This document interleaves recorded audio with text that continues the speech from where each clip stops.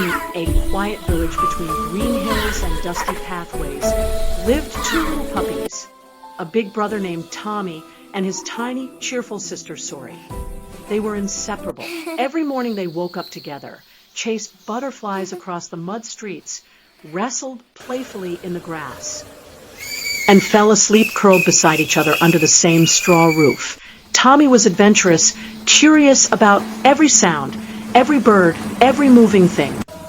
Suri, younger and softer, followed him everywhere with trusting little steps. Life was simple, innocent, and full of wagging tails. One bright morning, as the wind carried the smell of wet earth and the sky was full of soft sunlight, something unusual echoed across the valley. A long, loud train whistle. Tommy froze. His ears perked up.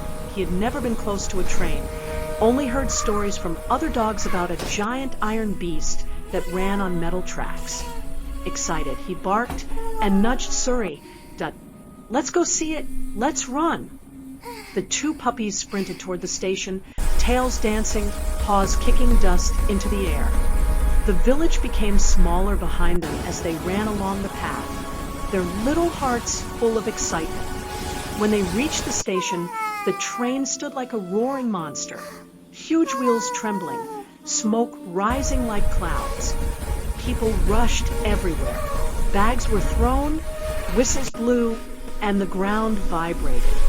Tommy, fearless, moved closer to the engine. Suri stayed behind, nervous but unwilling to leave her brother's side. Then the train began to move. Tommy barked joyfully and started chasing it. Suri panicked and tried to follow, but in her confusion, she stepped too close to the open door. A sudden push from the crowd lifted her aside. The door stood shut. She was trapped inside the moving train.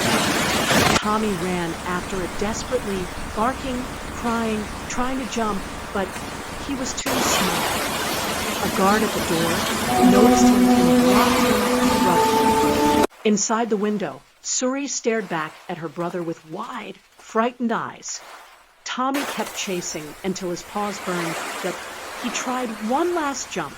The guard grabbed him. Without mercy, he lifted the helpless puppy and threw him off the moving train that was crossing a bridge.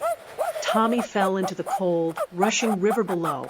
The water swallowed him to death. He struggled, fought, paddled with all the strength in his tiny body. A floating piece of wood drifted past. He bit it, clung to it, and slowly drifted toward